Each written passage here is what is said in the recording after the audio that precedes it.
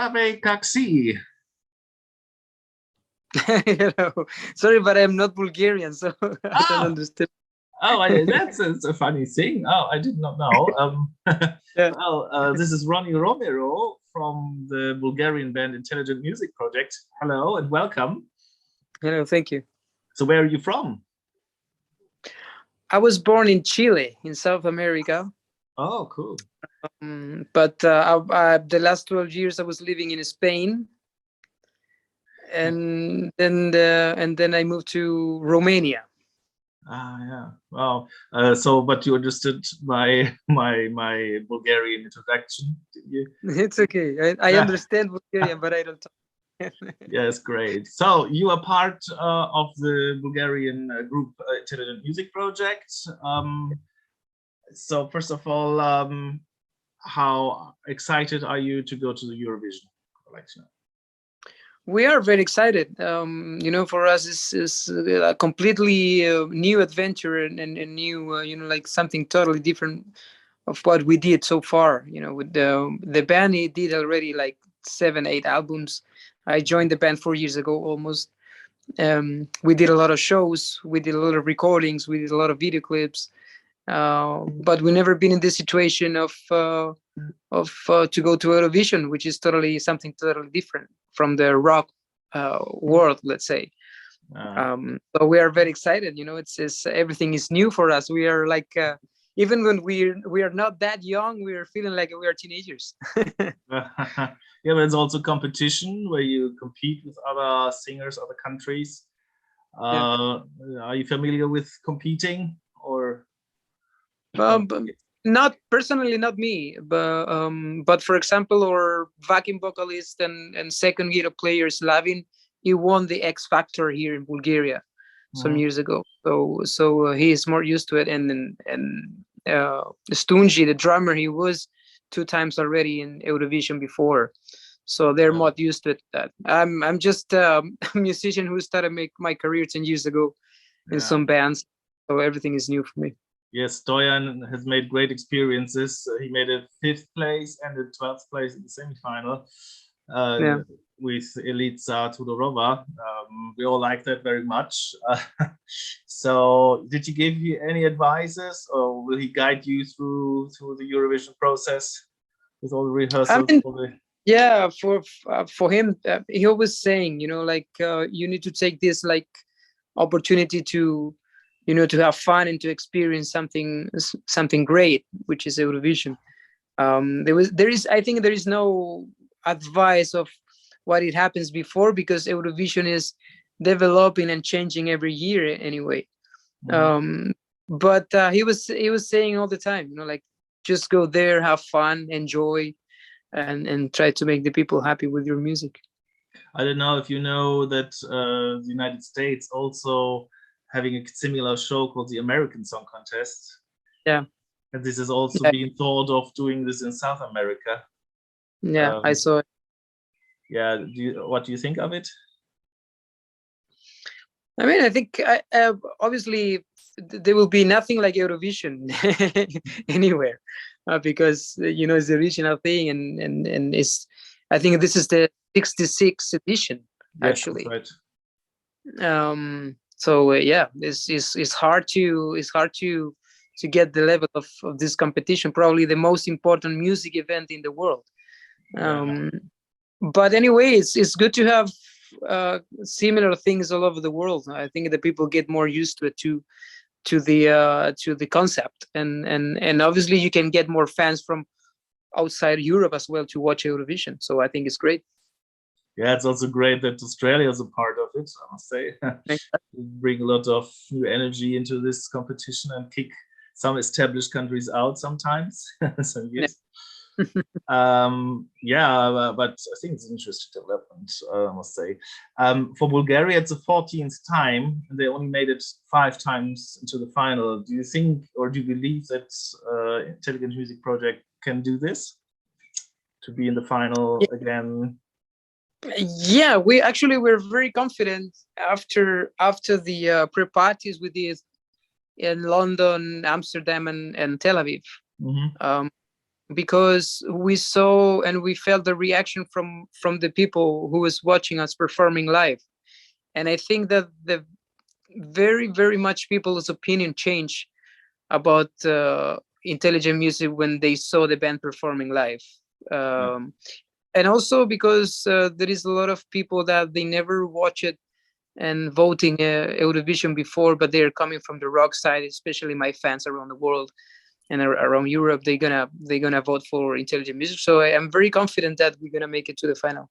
Do you think there's a rock song trend? Because a lot of well, after Måneskin last year, you have another rock song. Do you think this will be successful? I don't think so. But anyway, I mean, I think Eurovision is the perfect place for the diversity, you know. So it's not especially because Måneskin they won last year, we should have a rock song. There will be a rock song anyway every year.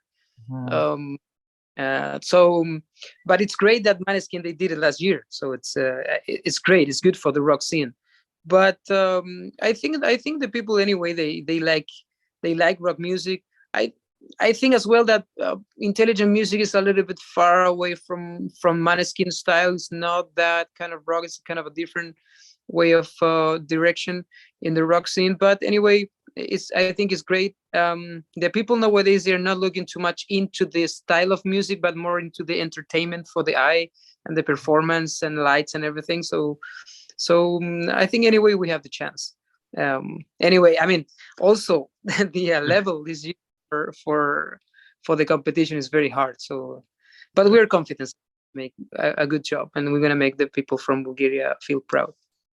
Your band has been founded 10 years ago, and your founder Milen Vrabenski, he said that he wanted to make Bulgarian music more popular outside Bulgaria. So, but I didn't hear any Bulgarian traditional elements in that song. So it's not. Maybe it's not more the people probably and than the music itself. It's not really. I would not say this is a Bulgarian song. That could be very international to my point of view. Yeah, it could be, but anyway, I mean, it's the 99% of the lineup is Bulgarian. The music and the lyrics are wrote by a Bulgarian musician, so you can say that it's Bulgarian music. Yeah, I mean, it's not traditional Bulgarian music, which is different. Yeah. But obviously they feel Bulgarian. They feel Bulgarian music, and actually we have a lot of support from Bulgarian people. I did with the band already like 4 or 5 tours in Bulgaria the last few years, and every place we go, it's a lot of people, they really enjoy. They feel like we're representing Bulgaria anyway, even when I am not Bulgarian, also. Yeah. But the people, they feel like we are representing Bulgaria, so they feel proud of it. Nowadays everything is mixed. We have so many Norwegian singers and musicians who are spread out Europe and participate. I think Czech Republic, Greece, and Norway. So, but I think it doesn't matter nowadays. It's just that you represent the country, but you don't have the spirit of the European Union anyway. So it's and in this spirit of Eurovision as well, the diversity. It's not just for one kind of situation. You have like a multicolor things to show in Eurovision, which is cool. Yeah, you have the ballads, you have the pop songs, there's more electronic song, more country is also a big trend this year, I would say. Yeah. Did you follow the Eurovision when you were younger? Did you have a chance, or was it completely new when you moved to Europe? Yeah, at the time before to move to Europe, I moved to Europe 12 years ago, and before that it was not much popular in South America, at least. Now I know that it's very popular. Actually, I was talking with a Chilean fan club with thousands of people, and it's very popular. They're following the contest every year. I found it when I moved to Spain 12 years ago, and I saw there was a kind of a special event, and it was a kind of a special night on the finals that everybody was meeting with friends and having some drinks and chips and watching the contest and making game booths and everything. So it was like a special night. And then that was when it started to follow.